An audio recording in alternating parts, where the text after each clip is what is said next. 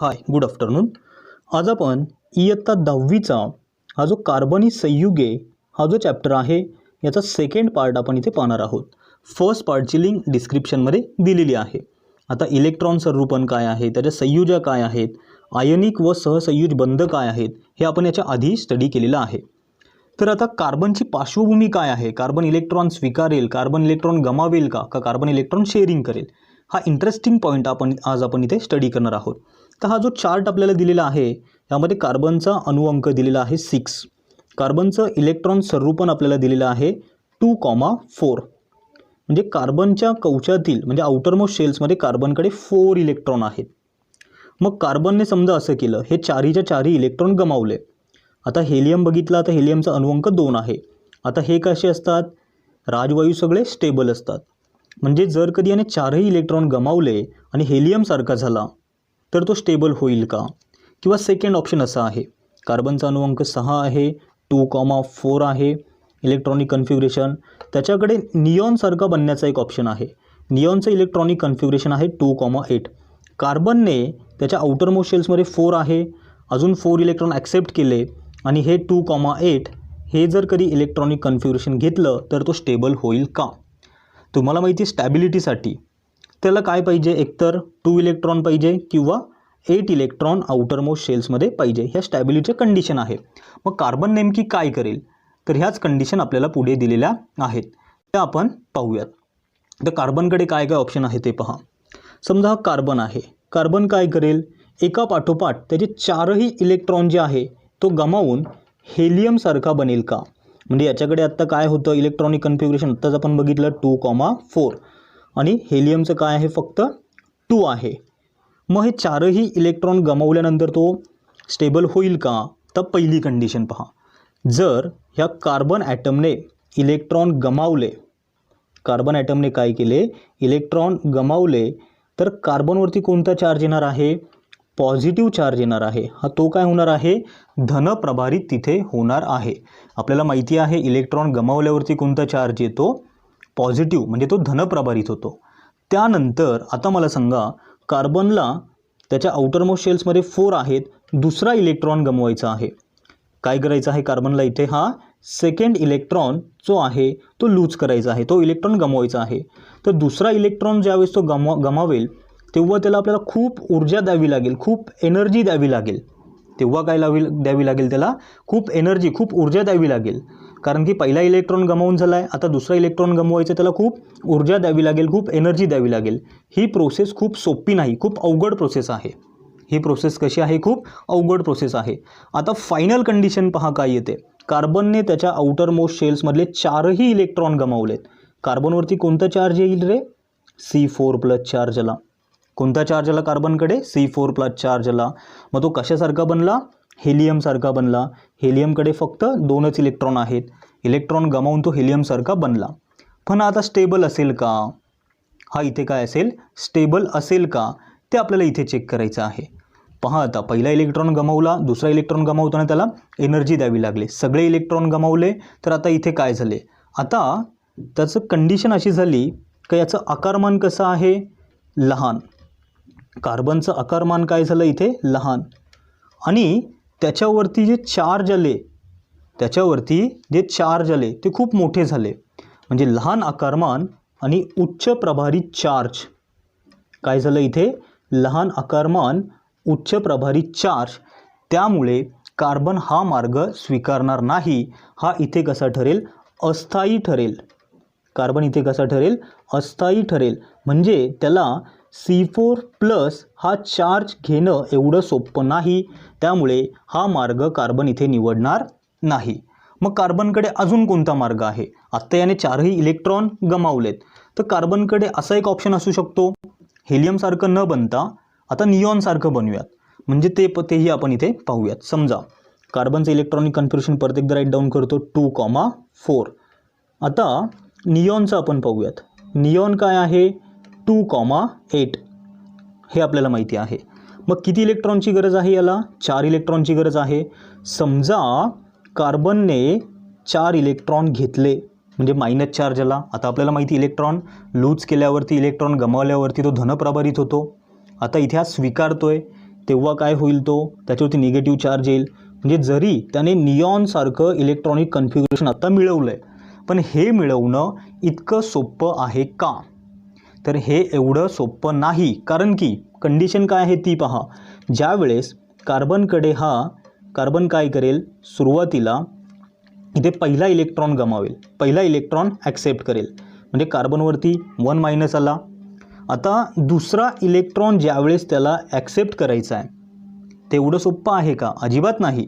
आता आपल्याला माहिती आहे 2 निगेटिव्ह चार्ज असेल, 2 निगेटिव्ह चार्ज जर कधी असेल तर त्यावरती रिपल्शन असते. 2 निगेटिव्ह चार्ज काय असतात? रिपल्शन असते. म्हणजे ते इतक्या सहजासहजी हा इलेक्ट्रॉन ॲक्सेप्ट करू देणार नाहीत. ते काय करतील, इतक्या सहजासहजी तिथे इलेक्ट्रॉन ॲक्सेप्ट करून देणार नाहीत. म्हणजे प्रतिकार करतील ते. 2 मायनस चार्ज, 2 इलेक्ट्रॉन एकमेकांना काय करतील, इथे प्रतिकार करतील. त्यामुळे हेही इतकं सोपं नाही. ते 2 इलेक्ट्रॉन काय करतील, यामध्ये प्रतिकर्षण बल आहे. काय आहे यामध्ये? प्रतिकर्षण बल आहे. त्यामुळे इलेक्ट्रॉन स्वीकारणं दुसरा एवढा सोपं नाही. त्यासाठी आपल्याला खूप ऊर्जा द्यावी लागेल. त्यासाठी काय करावी लागेल, आपल्याला खूप ऊर्जा द्यावी लागेल. आणि जरी आपण ऊर्जा दिली, सगळं केलं, आणि कार्बनवरती जर कधी हा C4 मायनस चार्ज आला, जरी कार्बनला आपण ऊर्जा दिली, कार्बनवरती हा C4 मायनस चार्ज आला, जरी त्याने नियॉनसारख्या राजवायूचं इलेक्ट्रॉनिक स्वरूपण जर कधी गाठलं इथे, तरी हा स्टेबल होऊ शकत नाही. का बरं स्टेबल होऊ शकत नाही? कारण की परत तीच कंडिशन आता इथे आलेली आहे. आता कार्बनवरती इथे काय झालेलं आहे, इलेक्ट्रॉनिक कन्फिगरेशन कार्बनचं आलेलं आहे 2,8 आलेलं आहे. काय आलेलं आहे? 2,8. आता कार्बनच्या सेंटरवरती व्यवस्थित पहा, कार्बनच्या सेंटरवरती म्हणजे ऑलरेडी स्टार्टिंगमध्ये आपण बघितलं, तर कार्बनच्या केंद्रकावरती, कार्बनचं जे केंद्रक आहे, ह्या केंद्रकावरती किती धनप्रभारित आहेत? तर धनप्रभारित चार्ज आहे 6. 2 आणि 4 आहे ना, त्यामुळे 6. आणि त्याला आत्ता 10 इलेक्ट्रॉन काय करायचे आहेत? पकडून ठेवायचे आहेत. 10 इलेक्ट्रॉन काय करायचे आहेत? पकडून ठेवायचे आहेत, धरून ठेवायचे आहेत. ते एवढं सोपं नाही. +4 म्हणजे जो अणुकेंद्रक जे आहे त्याच्याकडे किती आहे? 6च पॉझिटिव्ह चार्ज आहेत, आणि हे इलेक्ट्रॉन जे आहे ते झाले 10. त्यामुळे इथे हा इलेक्ट्रॉन पकडून ठेवणं त्या केंद्रकाला पॉसिबल नाही. म्हणजे कार्बनकडे हाही मार्ग खूप अवघड आहे. कार्बनकडे हाही मार्ग खूप अवघड आहे. तर अजून काय करू शकतो कार्बन, ते पाहूयात. मग आता ही कंडिशन फेल का बरं झाली? C4 मायनस झाला. आता याचं आकारमान परत कसं झालं? आकारमान झालं इथे लहान. आकारमान काय झालं आहे? लहान. आणि काय झालं? हा उच्च प्रभारित झाला, उच्च चार्ज त्याच्यावरती आला. त्यामुळे हा कसा ठरला? इथे अस्थायी ठरला. कसा ठरला? इथे हा अस्थायी ठरला. हेही समजून घेणं गरजेचं आहे. आता अजून कोणते मार्ग आहेत कार्बनकडे? तर कार्बनकडे एक शेवटचा मार्ग राहिला, तर ते संधान करण्याचा, म्हणजे इलेक्ट्रॉन शेअरिंग करण्याचा. म्हणजे संयुजा कवचामध्ये परत एकदा आपल्याला इलेक्ट्रॉनिक कन्फिगरेशन, इलेक्ट्रॉन स्वरूपण 2,4. मग आता कार्बनकडे एक शेवटचा इलेक्ट्रॉन राहिला आहे, ते म्हणजे इलेक्ट्रॉन संधान करण्याचा, म्हणजे इलेक्ट्रॉन शेअरिंग करण्याचा. हा एकच ऑप्शन कार्बनकडे आता शिल्लक राहिलेला आहे.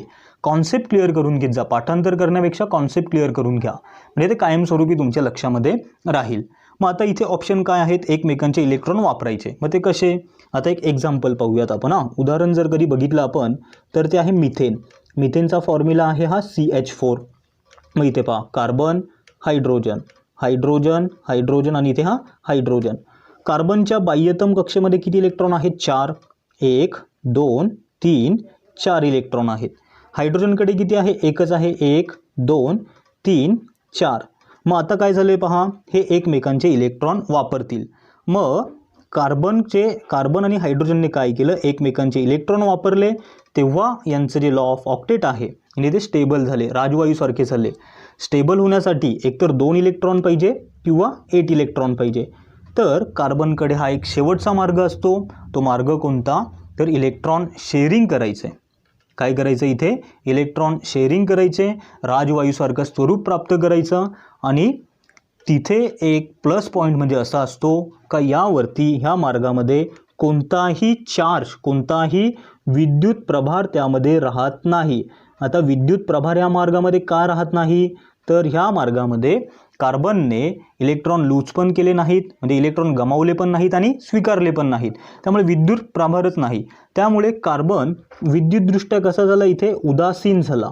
कसा झाला इथे उदासीन झाला, म्हणजे आकारमान याचा काहीही प्रॉब्लेम इथे राहणार नाही. म्हणजे कार्बनकडे one of the best method कोणती असेल तर इलेक्ट्रॉन संधान करायचे, म्हणजे इलेक्ट्रॉन शेअरिंग करायचे, हाच ऑप्शन कार्बनकडे इथे राहिलेला आहे.